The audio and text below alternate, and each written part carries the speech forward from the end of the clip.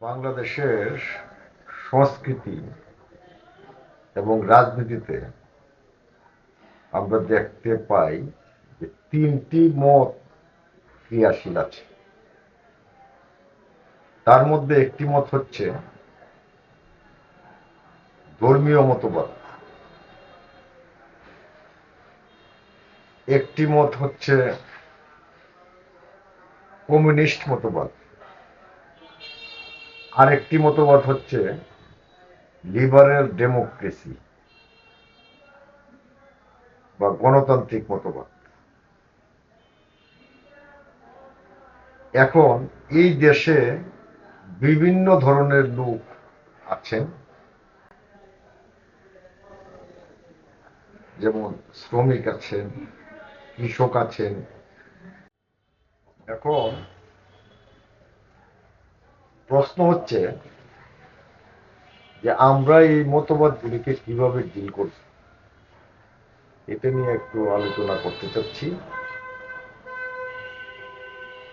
ধরেন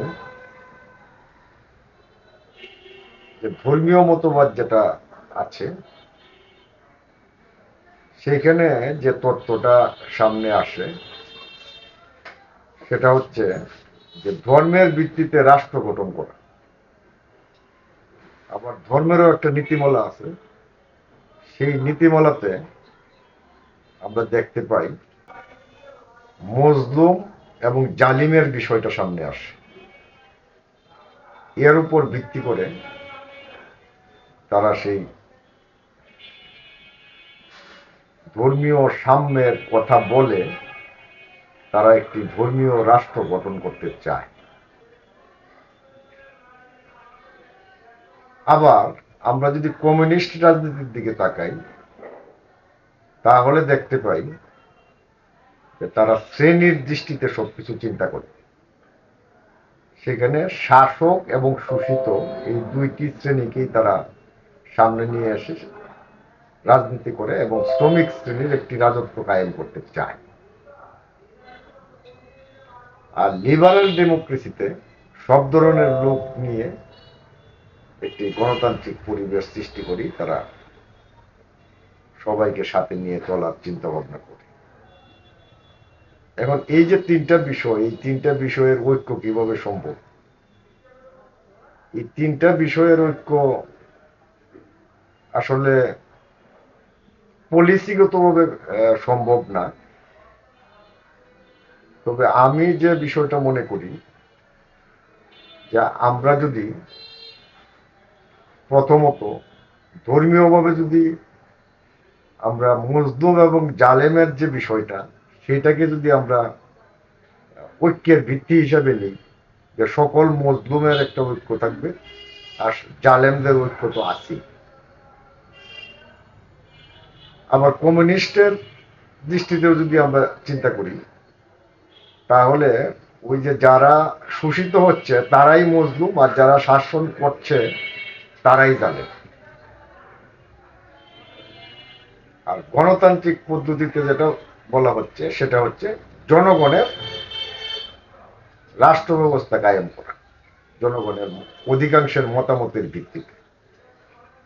এইখানেও একটা প্রশ্ন, শোষক এবং শোষিতের প্রশ্ন সেখানে আছে।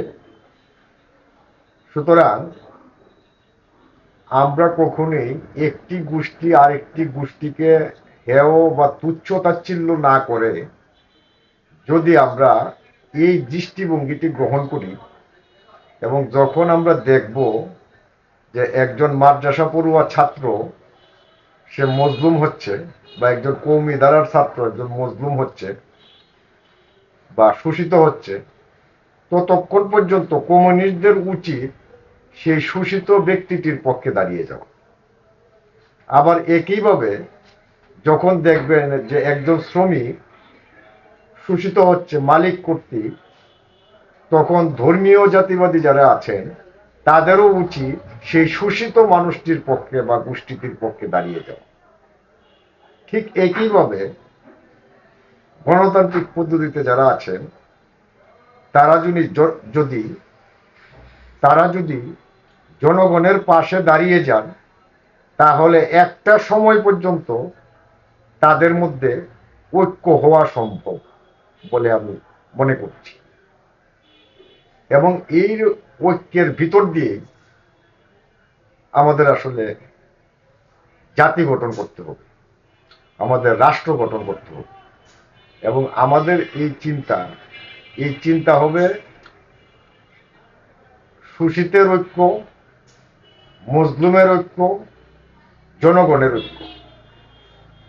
এবং আমাদেরকে প্রতিরোধ করতে হবে আধিপত্যবাদ, সাম্রাজ্যবাদ এবং যে কোনো ধরনের জনস্বার্থ বিরোধী কর্মকাণ্ডকে। এইটাই ভবিষ্যতে এই দেশের জনগণের ঐক্যের ভিত্তি হতে পারে বলে আমি মনে করি।